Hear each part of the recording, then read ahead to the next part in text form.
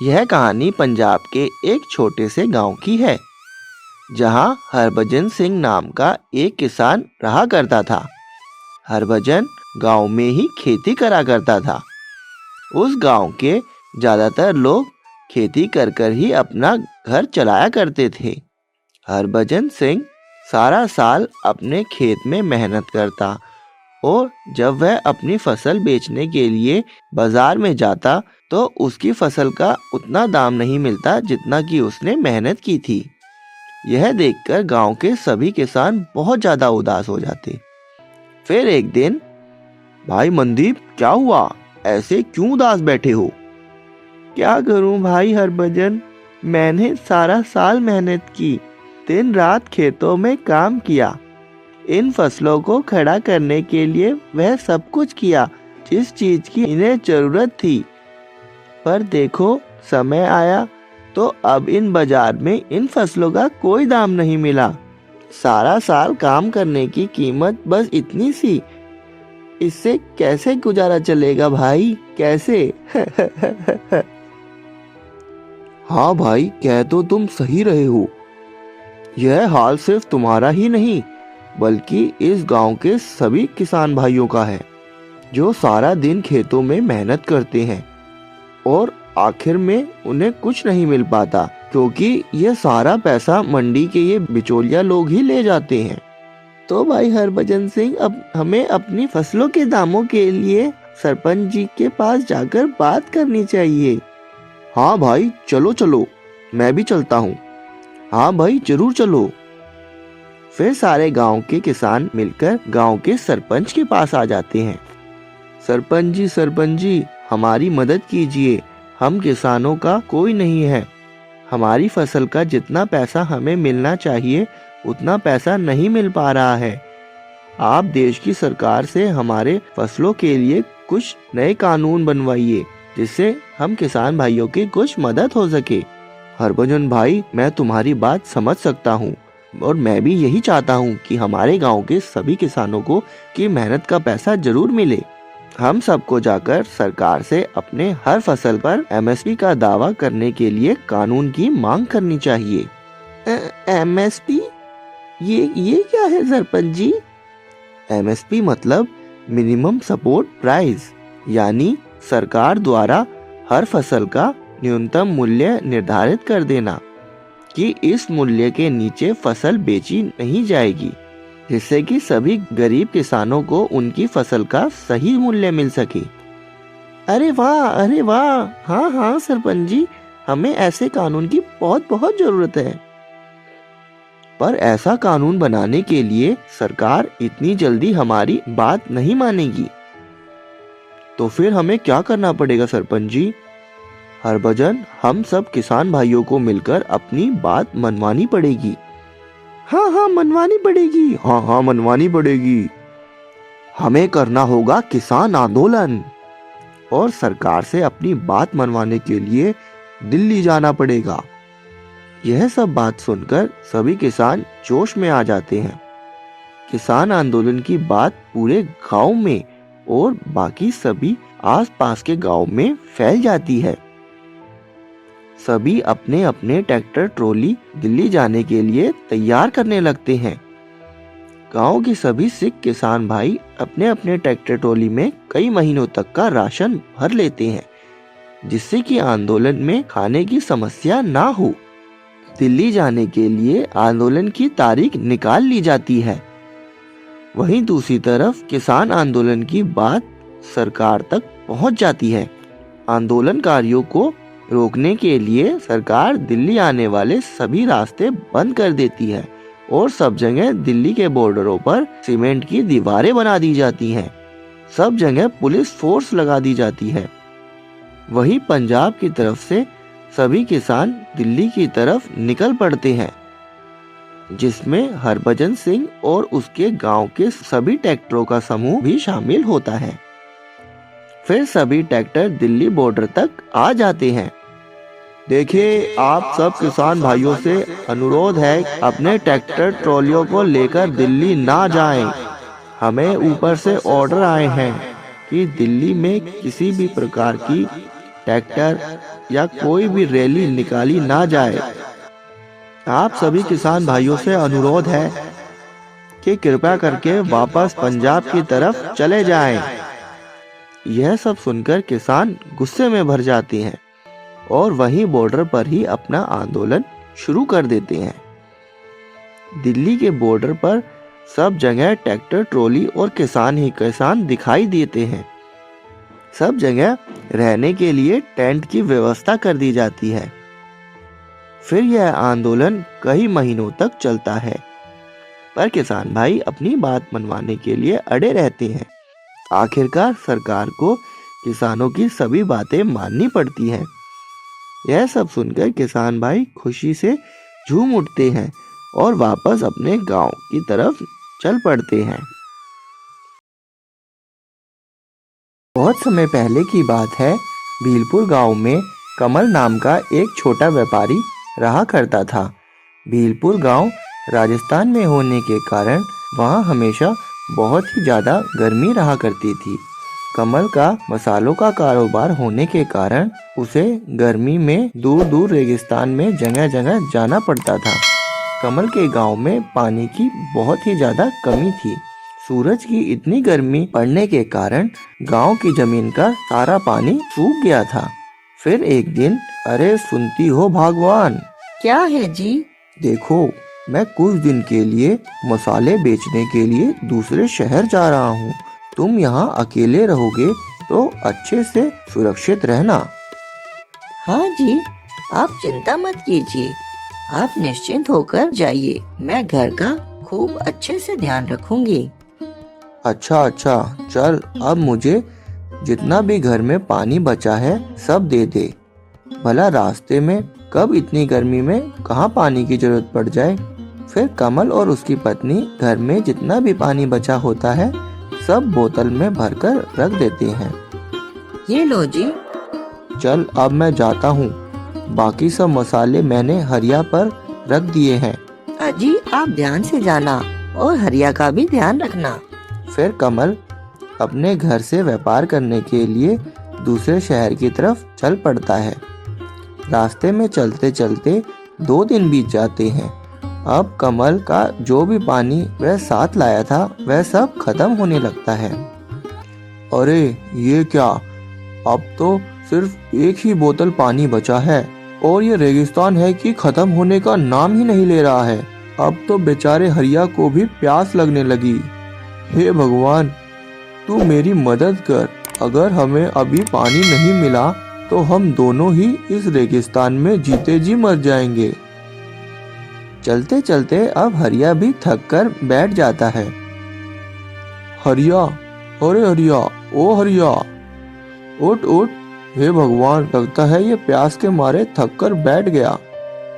अब तो मुझे ही पानी का प्रबंध करना पड़ेगा। हरिया, तू चिंता मत कर, मैं इधर उधर जाकर जल्दी से पानी ढूंढ कर लाता हूँ। फिर कमल यहाँ वहाँ रेगिस्तान में देखता है कि उसे कोई ना कोई तालाब और कुआं मिल जाए, पर उसे कोई भी तालाब और कुआं दिखाई नहीं देता। हे भगवान, ये कैसा दिन तू मुझे दिखा रहा है। पानी की एक बूंद के लिए मरने पर मजबूर हो गया हूँ। हे भगवान, मेरा तो नहीं पर मेरे साथ ये जो मेरा ऊँट है इसकी तरफ तो देख।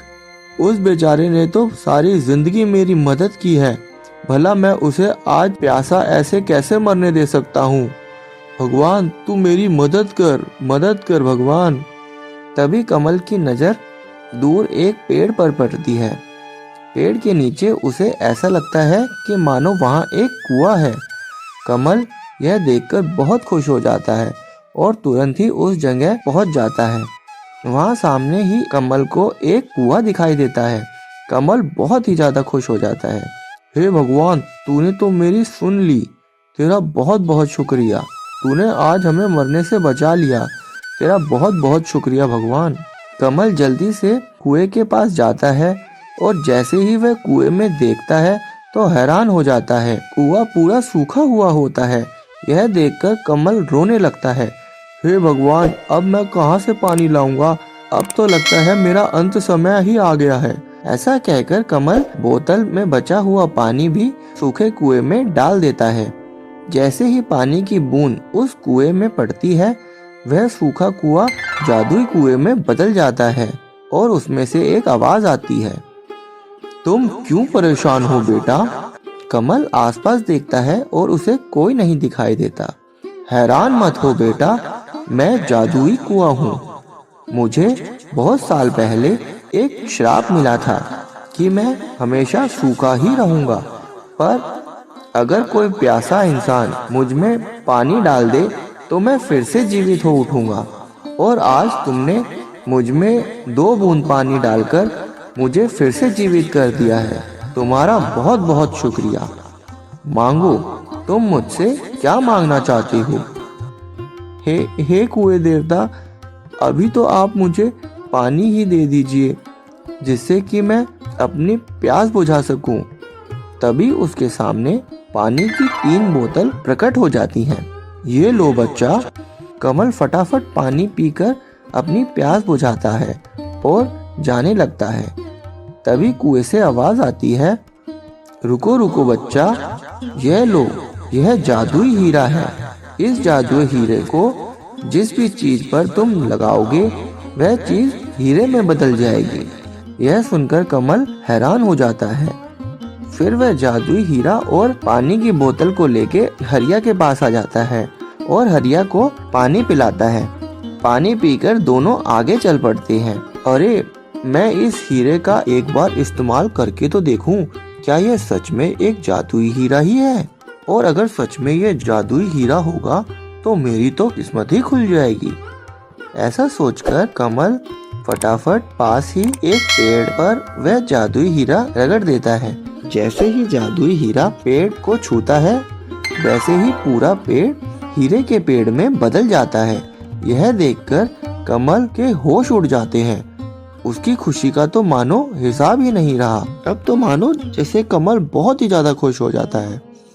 कमल के मन में लालच भर जाता है। अरे वाह, ये तो सच में ही जादू का हीरा है। अब तो मैं पूरी दुनिया अपनी मुट्ठी में कर लूंगा और बहुत ही ज्यादा अमीर इंसान बन जाऊंगा। ऐसा करता हूँ, यह पानी की बोतल भी हीरे की बोतल में बदल देता हूँ। अब तो मेरे पास इतने हीरे हैं कि मैं दुनिया का सबसे अमीर इंसान बन जाऊंगा। हा हा हा हा। फिर वह अपने पास रखी पानी की बोतल को हीरे की बोतल में बदल देता है। अरे वाह, मुझसे अमीर इंसान कौन है यहाँ? अरे वाह, अब किसे हीरे में बदलूं? ऐसा करता हूँ, इस पूरे रेगिस्तान को ही हीरे के रेगिस्तान में बदल देता हूँ। वाह वाह, बहुत मजा आएगा। ऐसा कहकर कमल जादुई हीरे को रेत में रगड़ देता है। जैसे ही कमल रेत में जादुई हीरे को रगड़ता है, वैसे ही देखते देखते पूरा रेगिस्तान हीरे के रेगिस्तान में बदल जाता है। सब जगह हीरे की चमक ही चमक होती है। यह देखकर कमल बहुत ही खुश हो जाता है। फिर जैसे ही वह अपने ऊंट हरिया पर आगे चलने के लिए बैठता है, तो हरिया अपनी जगह से आगे ही नहीं बढ़ पाता। पूरे रेगिस्तान में हीरे ही हीरे बिछे होने के कारण हरिया रेगिस्तान में चल ही नहीं पाता। उसके पैरों में हीरे चुभ रहे होते हैं। यह देखकर कमल को बहुत ही ज्यादा गुस्सा आता है। क्या हुआ तुझे? आगे क्यों नहीं चल रहा? लगता है अब तू भी बेकार हो गया है। मुझे तेरी कोई जरूरत नहीं। वैसे भी आज मैं इतना अमीर हूँ कि अच्छी से अच्छी गाड़ी खरीद सकता हूँ। भला मुझे अब तेरे जैसे बूढ़े ऊँट की क्या जरूरत? ऐसा करता हूँ, तुझे भी हीरे में बदल देता हूँ। हा हा हा। ऐसा कहकर कमल हरिया को भी जादुई हीरे की मदद से हीरे में बदल देता है। हा हा हा, देखा, जो मेरे काम का नहीं वह दुनिया में किसी काम का नहीं। और कमल रेगिस्तान में तपती धूप में ही पैदल चल पड़ता है। थोड़ी देर जाने के बाद कमल बहुत ही ज्यादा थक जाता है। अब उसे पता चल जाता है कि उसने लालच में आकर बहुत ही बड़ी गलती कर दी है। अरे, ये क्या कर दिया मैंने? लालच में आकर मैंने अपने दोस्त हरिया को भी हीरा बना दिया और मेरे पास जो पानी की बोतल थी उसको भी मैंने हीरे में बदल दिया। ये मैंने क्या कर दिया? इतने सारे हीरो की चमक के कारण मैं तो ऐसे ही गर्मी में मर जाऊंगा। हे भगवान, ये क्या कर दिया मैंने? मैं अब कहाँ जाऊँ? थोड़ी देर और चलने के बाद कमल की प्यास के मारे हालत खराब हो जाती है। वह सोच रहा होता है कि मैंने क्यों इतना लालच किया, जिसके के कारण मुझे यह दिन देखना पड़ा। ऐसे ही कुछ देर कमल रेगिस्तान में रहने के कारण उसके प्राण निकल जाते हैं और उसी जादुई हीरे के रेगिस्तान में अपने लालच के कारण मारा जाता है। तो गाइज आपको ये वीडियो कैसे लगी आप मुझे कमेंट करके जरूर बताएं, और साथ ही साथ अगर वीडियो यहाँ तक देखी है तो भाई लाइक शेयर एंड कमेंट जरूर करके जाना। एक लाइक तो जरूर बनता है। साथ ही साथ इस चैनल को भी सब्सक्राइब करके बेल बटन जरूर दबाना। तो भाई, और अगर आपके दिमाग में भी कोई ऐसी स्टोरी है जो आप मेरे साथ शेयर करना चाहते हो तो भाई कमेंट बॉक्स में जरूर बताएं मुझे। और अगर एनिमेशन से रिलेटेड कुछ ऐसी चीज पूछना चाहते हैं जो आपके दिमाग में है तो वो भी आप कमेंट बॉक्स में मुझसे पूछ सकते हैं। और अगर मेरे से रिलेटेड कोई ऐसी चीज़ है जो आप मुझसे पूछना चाहते हैं तो वो भी आप कमेंट बॉक्स में मुझसे पूछ सकते हैं। मैं आपके सारे आंसर्स का जवाब दूंगा, जरूर दूंगा अपने तरफ से जो भी हो सकता है। मैं अभी तक वैसे जितने भी मेरे पास कमेंट्स आते हैं मैं उन सबका आंसर देने की बहुत ज़्यादा कोशिश करता हूँ। ऐसे ही प्यार और ऐसे ही सपोर्ट बनाए रखो और मेरी वीडियो भाई जितनी ज़्यादा हो सके शेयर करो, क्योंकि जो स्टोरीज़ हैं वो बहुत ज़्यादा अच्छी हैं, मोटिवेशंस हैं और मोरल स्टोरीज़ हैं, तो उनको देखने में काफ़ी ज़्यादा मज़ा आता है। तो ये जो जितनी भी वीडियोस हैं वो बच्चे वगैरह और जितनी भी कोई भी उम्र का है वो सब देख सकते हैं। तो भाई ऐसा कोई रिलेटेड नहीं है कि भाई कोई बड़े ही देख सकते हैं, तो ऐसा कुछ नहीं है। वीडियो में अगर कोई ऐसी भी गलती आपको दिखती है तो भाई वो भी आप कमेंट में मुझे बता सकते हो कि भाई ये चीज़ नहीं होनी चाहिए थी और वो चीज़ होनी चाहिए थी, तो वो चीज़ भी आप दिखा सकते हो। और अगर भाई ज़्यादा से ज़्यादा लाइक शेयर करो। अगर यहाँ तक वीडियो देखे तो भाई वीडियो को लाइक जरूर करके जाया करो। तो मैं मिलता हूँ आपको अगली नेक्स्ट वीडियो में, तब तक के लिए टेक केयर।